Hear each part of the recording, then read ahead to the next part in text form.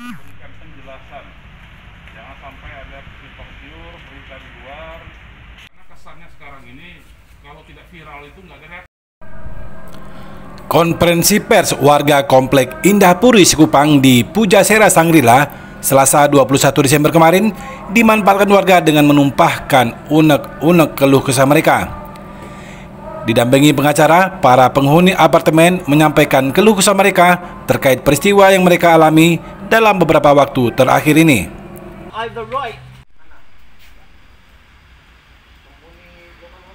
Pengacara warga Indah Puri, Robi Batubara SH, mengawali cerita sejumlah peristiwa yang dialami warga dan sejumlah rencana dan upaya yang akan diperjuangkan.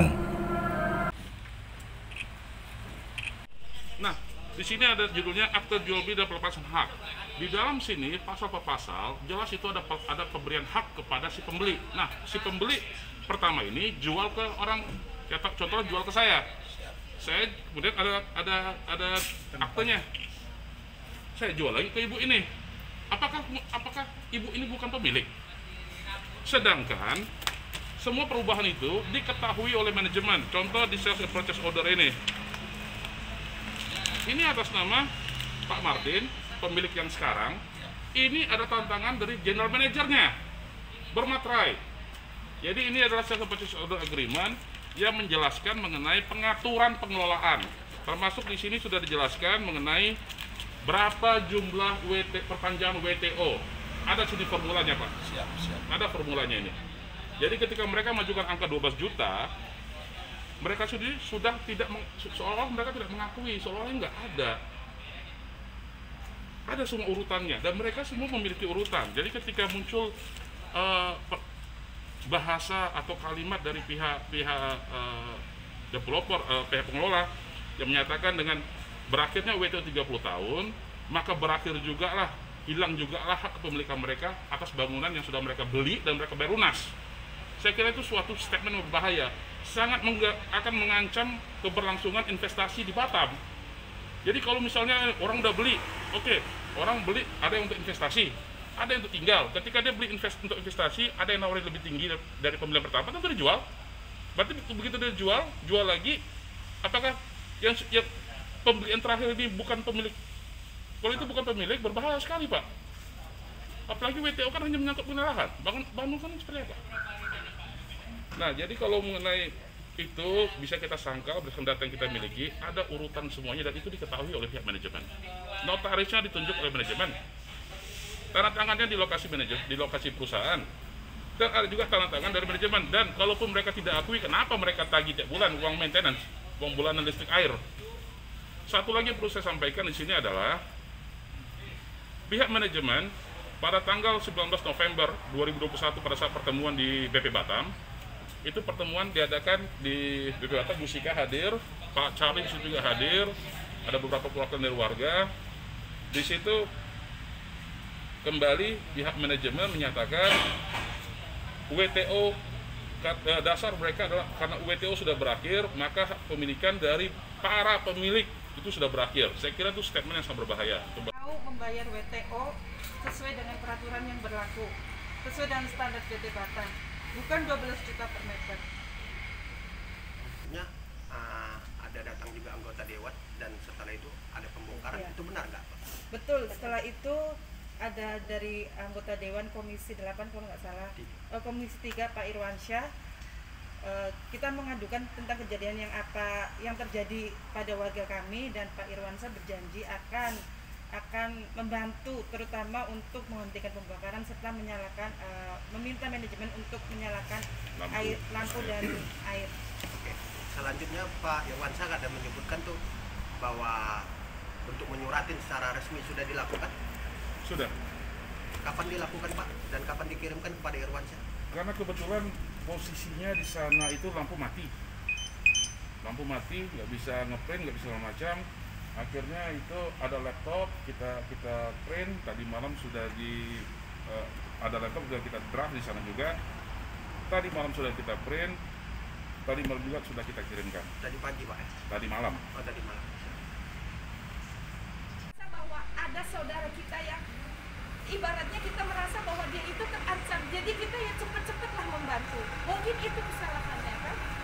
Karena kita tidak tahu hukum sama sekali. Bahkan tentang hukum ketika yang kita tahu bahwa kita itu beli dan ada ke belakangnya ada seperti ini, kita tidak tahu. Maka di sini kami mohon, di mana kami harus meminta tolong.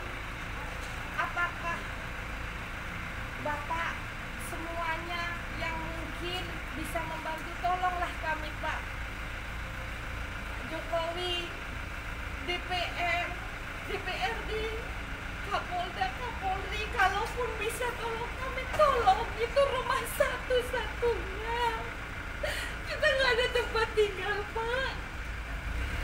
Kalau kita misalnya harus mencari rumah itu dari mana Pak? Dengan 14 hari sekarang Bapak boleh lihat, kalau boleh masuk rumah sudah sebagian hancur. Dan kita tidak bisa bilang tidak, karena kita mungkin diperkirakan kita di tempat yang tidak benar atau layak, kita tidak tahu Pak. Jadi tolonglah, saya minta tolong.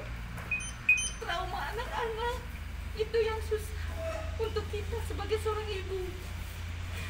Ketika anak kita mendengarkan bego yang hidup, dia berteriak.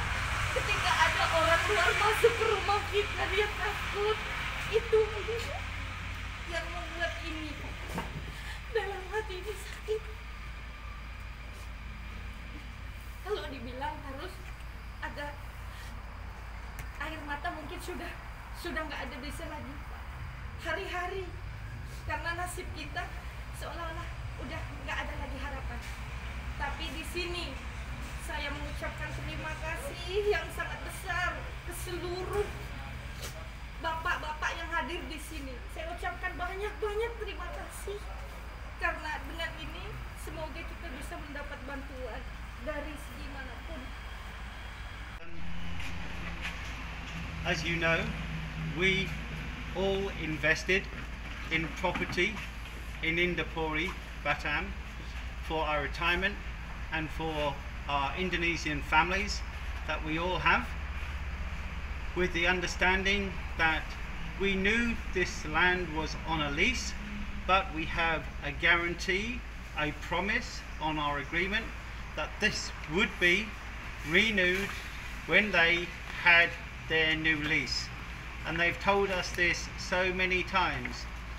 And then 3 years ago, they relinquished on their promise, on their guarantee to us to extend our lease. So we are now left with investments that we've made in Batam, Indonesia, with our families, our future, our retirements, all taken away from us because of the greed of one company and the lack of support that we got from the local authorities, who we entrusted for 3 years. We trusted them for 3 years to help us.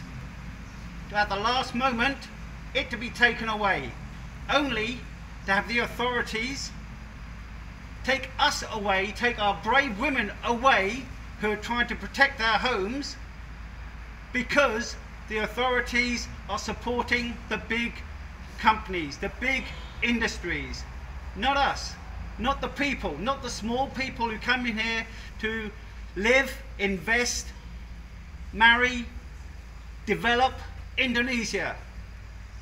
So there we are. A lot of us are at near or at retirement age. We've got no future. We are too old to start again. With the pandemic, our companies have been taken away from us. Nobody's fault, but this didn't help. The fact that many of us now have to start again, try to find a home, try to develop a life, try to develop a business in Indonesia, because our families are in Indonesia. We're not looking at this as an investment to take out of the country. This is an investment for us, for the country. But we can't. These are my ownership documents to say that I have the right to own and sell my property. At the moment, they're taking it away. Okay. They're taking it away. Kasus komplek apartemen Indah Puri antara pengembang atau pengelola dengan penghuni viral dalam beberapa waktu terakhir ini. Bahkan peristiwa ini mendapat perhatian sejumlah media asing karena para penghuni dan pemilik apartemen merupakan pekerja asing yang berkeluarga dan sudah menetap di Batam. Tim Liputan BatamTV.com melaporkan.